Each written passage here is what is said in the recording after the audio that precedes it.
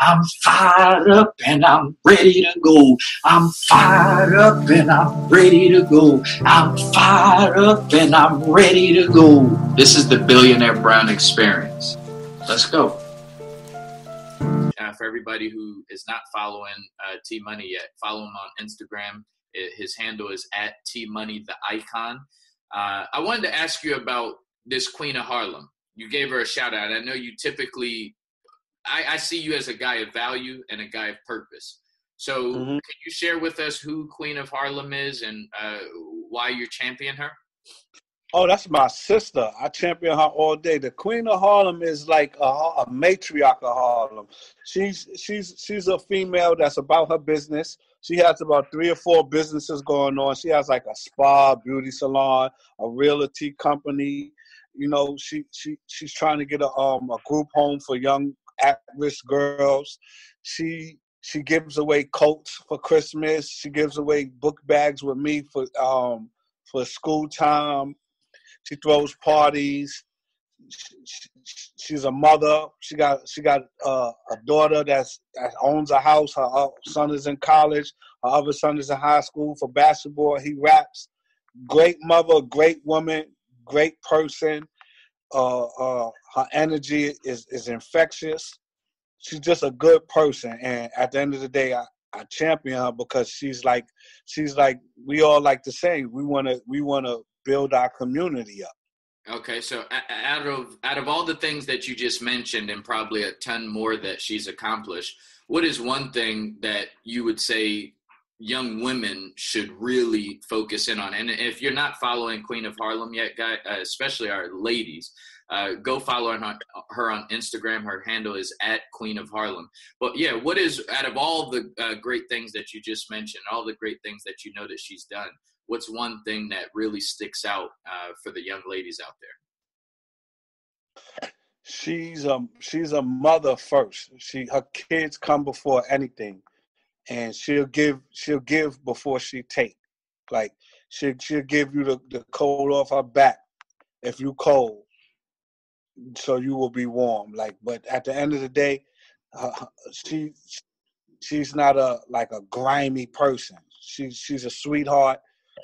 She doesn't have hidden agendas or motives. Like her approach is clear and valid and like real. She means well. So I would tell young women to look at her and just, be motivated by her, like her aspirations, her business sense, her loyalty, her parenting, things of that nature.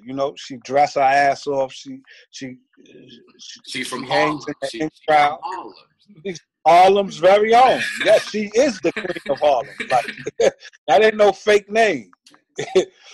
All right. So shout out again to Queen of Harlem. And I also wanted to ask you about this. You heard about the Laura Ingraham and LeBron James and Kevin Durant whole situation when they came on the Kyrie Champion show? I watched the Kyrie Champion. It's called Rolling with the Champion, and I watched it. She's just like a Uber driver. She drove them around Cleveland to LeBron James High School where he grew up at, and I think the first place he played basketball at. Yeah, I seen it. All right, so you've been talking a lot about how certain. You talk a lot about making sure that we understand and we know who our leaders are. Mm-hmm. Now, this late Fox News reporter, Laura Ingraham, she comes on and she basically, she says that LeBron James, Kevin Durant, and all other athletes need to shut up and dribble in basketball. What is your thoughts on that? She's ignorant. Now, at the end of the day, all right, let me preface my comments. One, I don't believe athletes, entertainers, and movie stars are our leaders because their titles are athletes, entertainers, and movie stars. But in the case of LeBron James, he is an activist. He gives away a lot of money for children to go to school. He's very prominent in Akron, where he's from. He's building that community up. So he is in that realm of leadership because he's taking a political stance in his community. He's not just giving money away. He's actually doing stuff. And it depends on where you give your money to. Like, he's giving his money away for kids to have higher education. So that means a lot, because now he's trying to take away kids that don't have a chance to go to college so they can go to college. Instead of being on the street, they have a place to go. And he's also building the economic infrastructure in Cleveland. He's like helping building buildings up and giving people money for businesses and things of that nature. So he's qualified to talk politics. Everything is situational. I always will say that. Even if I say something, that don't mean it's on a broad scale. It's always an exception to the rule. All right, so he's qualified. He's qualified. Okay, yeah. He's qualified. Okay. Like at the end of the day, I really don't respect LeBron James, the basketball player, but I respect the hell out of LeBron James, the man. Yeah. Like, LeBron James is a man. He's a man's man. I respect him as a father, as a businessman, what he did for his homies, how he stands up for his people, the infrastructure he's trying to build in Cleveland. He went back home. He got them a championship. That one ring, I do respect. I just, the basketball thing is a totally different thing from real life. So I know how to separate the two. But LeBron James is definitely qualified to talk politics. Like, if we was to say, if you had to pick a athlete to be a leader, yeah, my vote would go to LeBron James. Okay, excellent. Now, you just brought up the championship that he brought to Cleveland, so I have to ask you this question. I want to know, all right, so why do you think Cleveland won that championship that year?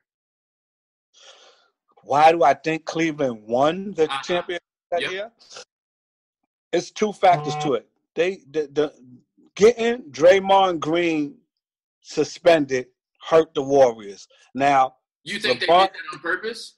Yes. I believe some of it got politics to do with it, because at the end of the day, I felt like LeBron James felt like the only way I can win is if I get under Draymond Green's skin, which was smart. That goes to Draymond Green. He allowed himself to get tricked off the street, and he cost his team a championship. Okay, and what's the second? You said there's two. Kyrie Irving. Now, even if you watch the sports channels now and all of the pundits and all of that, they always say LeBron James brought a championship back to Cleveland. LeBron James averaged a triple-double, and they was down 3-1, and LeBron James. That's why Kyrie Irving left. At the end of the day, Kyrie averaged 30 those wins too, and he hit the winning shot. So no one wants to be around if they're not going to get the credit for what they deserve. So Kyrie felt like I might as well do it for my own team, because it's always going to be LeBron James. He saw that happen with Kobe, and he said, "Nah, I'm not going to do that. I'm gonna stop it early." Okay. All right. LeBron James was an integral part, but they don't even mention Kyrie. So do you I want to move from this, because I know we're going backwards, but I also wanted to ask you, like, do you respect that 73 win season that they had? Or is it nothing? Because I think Michael Jordan said you're talking about Golden State? Golden State. You don't respect that. You can't respect that. That you don't win. That's like winning 11 rounds in a fight, and then in the 12th round, the guy knocked you out. It meant nothing. No. The Bulls 70 season, win season, and the championship is more valid than Golden State 73 win season. Okay. All right. All right. So let's get into something more. Well, no, you was just talking about. We was talking about The Godfather, and you was talking about how all money ain't good money. Nah. Farrakhan recently posted on his Instagram page that, the Honorable Minister Louis Farrakhan, for those who don't know, Say it right. Yeah, Say it right. He said that you never compromise your integrity. I wanted to ask you, have you ever been in a position? Well, what do you think about that? And also, have you ever been in a situation where you had to make that tough decision? No, I'm never compromising my integrity. That's not even up for debate. Like, I'll never compromise my integrity. I've always been big on integrity. Loyalty means nothing to me. Loyalty is people that follow the money. You're only loyal to people that could do something for you, because once they can't do nothing for you no more, you're not loyal to them. Integrity is a higher form of all of that, because at the end of the day, a guy with integrity just will never think about doing nothing disloyal and nothing to compromise the value of them. You understand what I'm trying to say? Wow, I never thought about it like that. That's kind of like character and reputation, in a sense. Right. Loyalty and integrity. That's good. Let me explain something to you. And this is where integrity plays a big part.